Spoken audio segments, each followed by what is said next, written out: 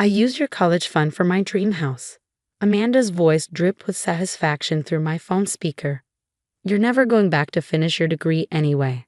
Time to grow up and face reality. I gripped my kitchen counter, feeling the cold marble under my fingers as I processed her words. The $800,000 education fund my grandparents had left me, gone. Or so she thought. Interesting. I replied, my voice steady. And how exactly did you manage that? My name is Sophie Parker, and at 32, I'd spent the last decade working as an accountant while slowly building my way toward my dream of finishing my medical degree. What my sister-in-law Amanda didn't know was that I'd been expecting this move ever since she married my brother James 3 months ago. Oh, it was easy, she laughed, clearly disappointed by my calm reaction. James still had access to the account from when your grandparents first set it up. All I needed was his signature. The house is gorgeous, by the way. Much better use of the money than some silly dream of becoming a doctor. I could picture her smug expression, probably admiring her reflection in one of her oversized designer mirrors. Amanda had swept into our lives like a hurricane 6 months ago, convincing my brother she was his soulmate after just 2 weeks of dating. I'd seen right through her act, but James was too enchanted to listen. Well, thanks for letting me know, I said, opening my laptop. I hope you enjoy the house. That's it. Amanda's voice rose with frustration. No crying. No begging. Come on, Sophie, where's the drama? I ended the call without responding and pulled up my email. There it was, the confirmation I'd been waiting for from my attorney. The transfer Amanda and James had attempted had been blocked. The funds already moved to a new, secure account 2 weeks ago. My grandmother had always said, trust your instincts, but verify your accounts. She'd built her own accounting firm from nothing, teaching me everything she knew about protecting assets before she passed. When Amanda started asking suspiciously detailed questions about my college fund at Sunday dinners, I knew it was time to put those lessons to use. I dialed my attorney's number, my hands steady despite the anger still simmering beneath the surface. Hi, Linda. I just got the call we were expecting. Has everything been documented? Every attempt they made to access the account has been recorded. Linda confirmed. The timestamps, the forged documents, everything. Your brother's signature appears to have been coerced. Do you want to proceed with pressing charges? I thought about James, my sweet but naive older brother. He'd always protected me growing up, standing up to bullies and helping me through our parents' messy divorce. Now he was married to someone who made those school-year bullies look like amateurs. Not yet. I replied, let's wait for them to realize the transfer failed. I want to see what Amanda does next. After hanging up, I walked to my home office and opened the bottom drawer of my filing cabinet. Inside was a thick folder labeled Grandma's Letters. I pulled out the most recent one, written just weeks before she passed away 2 years ago. My dearest Sophie, it read, I'm leaving you this money because I believed in your dream. Medicine isn't just a career for you, it's a calling. Don't let anyone tell you it's too late or too hard. And most importantly, don't let anyone take this opportunity from you. You're smarter than they think. Love, Grandma. I traced her signature with my finger, remembering how she taught me to analyze handwriting patterns when I was just 12. That knowledge had helped me spot the inconsistencies in James's signature on the transfer documents Amanda had submitted. My phone buzzed again. A text from James. Hey sis, Amanda's really excited about the house we're buying. I know the money was for your school, but you've got a good job already. Family should help family, right? I felt a familiar ache in my chest. James had always been terrible with money, jumping from one get-rich-quick scheme to another. Amanda had clearly figured that out within days of meeting him. Another text came through. The realtor needs the money by Friday. You're not mad, are you? I started typing a response, then deleted it. Let them figure out on their own that their plan had failed. Sometimes silence was the best reply. My computer pinged with an email notification. The medical school admissions office confirming my interview for next week. I'd already been quietly completing prerequisites at night while working full-time. The money from my grandparents wasn't just sitting in an account. It was an investment in my future, one I'd been carefully planning for years. I opened my blinds, looking out at the city skyline as the sun set. Amanda thought she had won. That she'd crushed my dreams with a few forged signatures and a smug phone call. She had no idea that she'd just walked into a trap of her own making. My grandmother's words echoed in my head.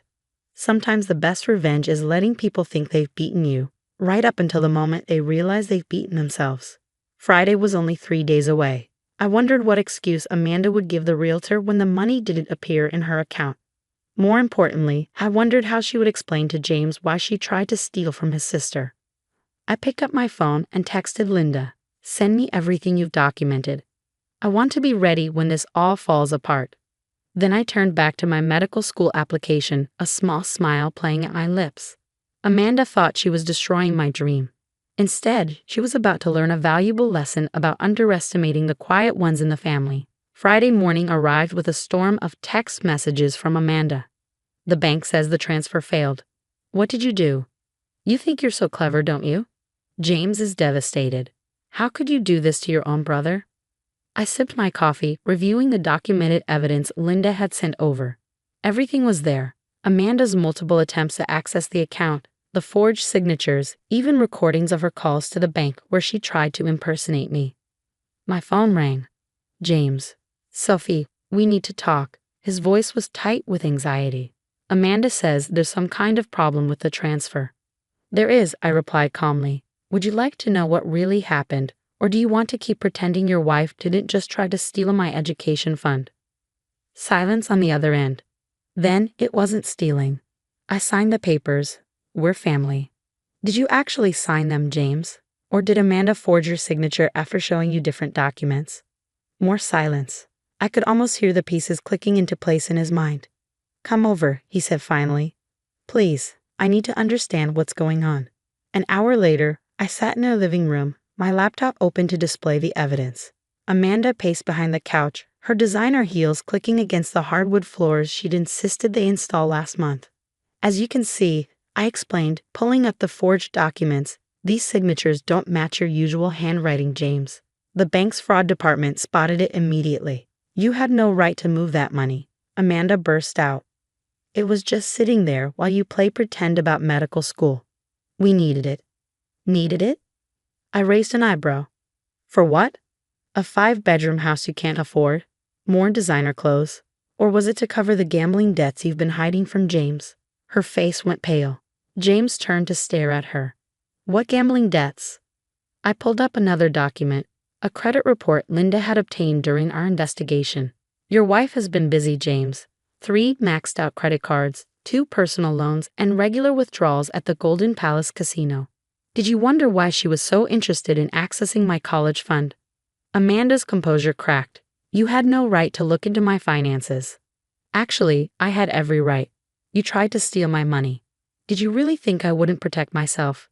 That I wouldn't notice when you started asking questions about my account details?" James sat heavily on the couch, his face ashen. "Amanda, is this true? The gambling." "It's not what you think," she stammered. "I had a system. I was going to win it all back. The house was going to fix everything. We could have remortgaged it when we needed to." I watched my brother's world crumble around him. Part of me wanted to comfort him, but he needed to see the truth for himself. "How much?" he asked quietly. "What? How much do you owe?" Amanda's silence was damning. "Over $200,000, I answered for her. And that's just what we've been able to trace." James put his head in his hands. I could see his shoulders shaking. "Get out," he whispered. "Baby, please," Amanda started. "Get out," James roared, standing up. "You tried to steal from my sister. You forged my signature. You've been gambling away our savings.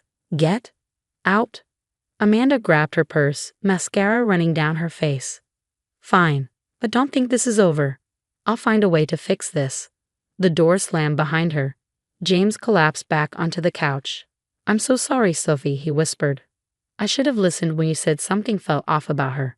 I wanted to believe someone could love me that much that quickly." I moved to sit beside him, pulling out an envelope from my bag. "Here," I said softly. "You'll need this." "What is it?" "Contact information for a good divorce lawyer," Linda recommended her, "and proof that Amanda has been planning this from the beginning." James looked through the papers, his face growing harder with each page. Text messages showing Amanda bragging to friends about marrying into a family with money. Bank statements showing transfers to offshore accounts. casino receipts dating back to before their wedding. She never loved me, did she? He asked, his voice small. No, I replied gently. But that's not a reflection on you. She's a con artist, James. She's done this before. His head snapped up. What? I pulled out the final document, a police report from 3 years ago. Another marriage, another theft, another devastated family. She disappeared before they could press charges, I explained. Changed her name and moved here. Started fresh with a new target. James was quiet for a long time, processing everything. Finally, he looked at me. The college fund, it's safe. I nodded. Grandma taught me well. The money was moved to a secure account weeks ago. Amanda's transfer attempts were blocked and documented. We have everything we need to press charges. Do it, he said firmly. Press charges. All of it. I'll testify, provide whatever you need. She needs to be stopped. I hugged my brother, feeling him shake with suppressed sobs. I'm sorry, he whispered again. I'm supposed to protect you, not put you in danger. Hey, I pulled back to look at him. You protected me plenty when we were kids. Let me protect you this time. My phone buzzed. A text from Linda. The police were ready to move on our evidence. Amanda's previous victims had been contacted and were willing to testify. What happens now? James asked. Now, I replied, we make sure Amanda can't do this to anyone else.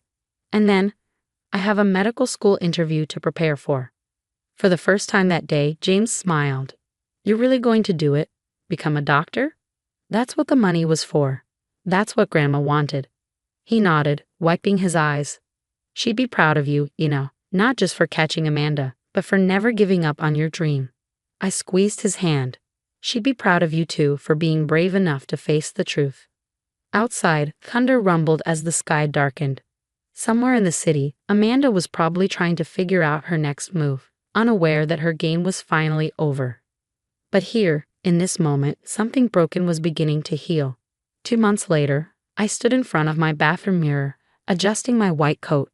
My medical school interview had gone perfectly, just as my preparation with the secured funds had allowed.